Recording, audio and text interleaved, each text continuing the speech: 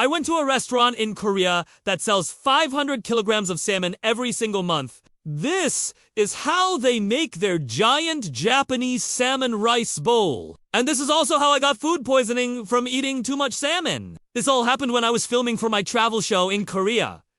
This is one restaurant that I kept seeing pop up on my Instagram feed, so I finally decided to go check it out. It's called Korean Street Food, and they specialize in selling Japanese-inspired street food. And by far, their most popular item is their giant salmon rice bowl. The owner told me that he sells 500 kilograms of salmon every single month.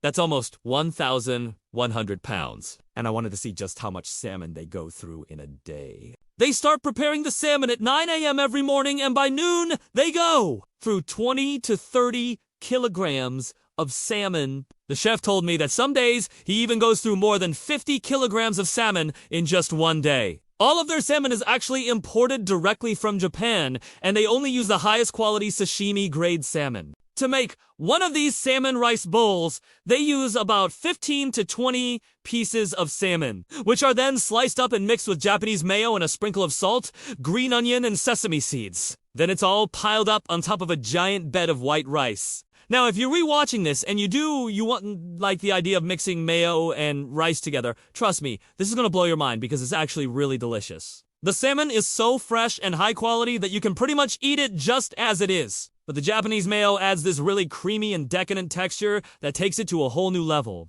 But of course, this giant mound of salmon doesn't stop there. They then take the entire thing and mix it together with a giant pair of chopsticks. I mean, have you ever seen anything like this before? I was actually really surprised at how well everything was mixed together and how fluffy the rice was. It kind of reminded me of those giant rice balls that they make in Japan. And now that everything is nice and mixed together, they add a few more sprinkles of green onion and sesame seeds on top for garnish, and then it's ready to be served. This entire bowl is then covered with a giant piece of nori seaweed, which also acts as a mat to hold everything together. And then it's tied off with a red and white string. This is probably one of the most beautiful rice dishes that I've ever seen in my life, and I couldn't wait to dig in and give it a try. But first, I had to film a little bit more for my travel show. So I took a few bites, and then I put the camera down, and I kept eating. It was literally the best rice dish I had ever